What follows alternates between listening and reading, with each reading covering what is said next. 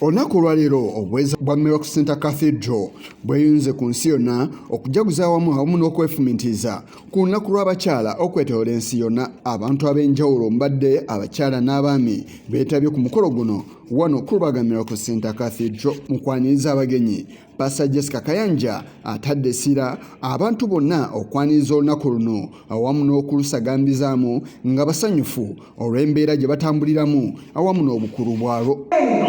As we sit here, I pray that you will forget your worries. I pray that you will forget your hearts. I pray that you will forget your pains and rejoice in His presence. In His presence is the fullness of joy. In His presence are pleasures evermore. So let us be joyful. Let us come to the Lord in thanksgiving. The Spirit of God is about to move.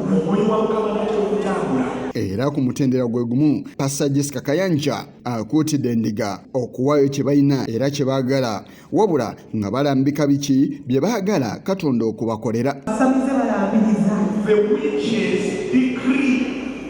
Baleeta saddaaka zaabwe. They bring their sacrifices. Ne basala ebisolo. They slaughter animals. Ne balaamiriza. And they make declarations.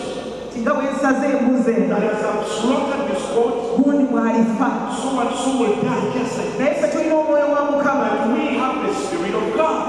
Bayibuli egamba. The Bible says, Gy'oliraamiriza ekintu. you will decree a thing Ne kibeera. and it shall be established for you.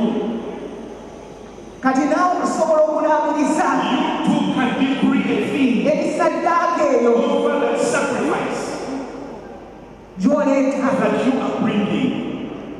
You will decree and declare a word unto the salvation. Bw'olina amaanyi ag'omwoyo omutukuvu. You have the power of the Holy Spirit. Abantu abeetabye ku mukolo guno basanyusizza abayimbi abatali bamu.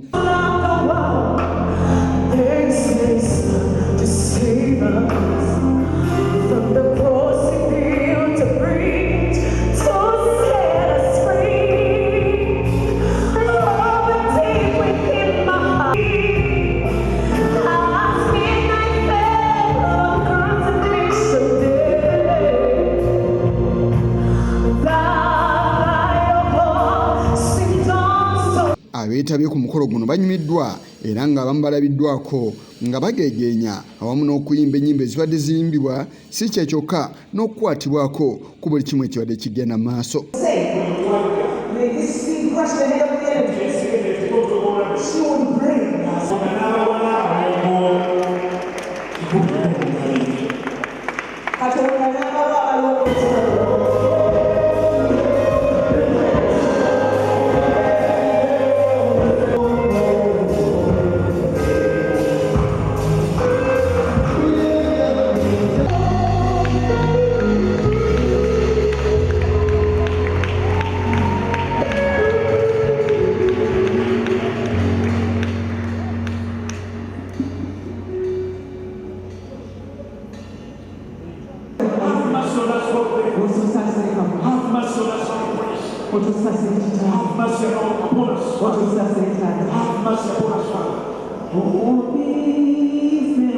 Ebijaguzo bino bitambulidde wansi w'omulamwa ogugamba nti okusaba n'okusiiba era ng'Omusumba Jesca Kayanja asabidde ebintu ebitali bimu.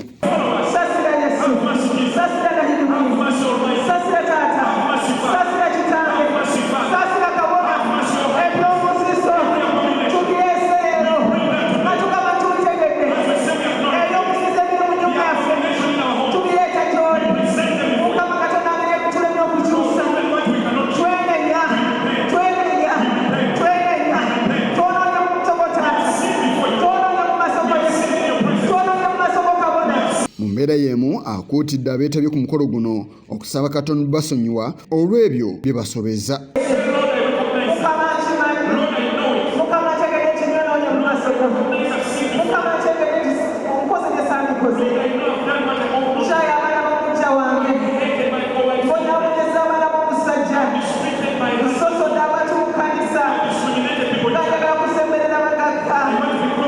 Start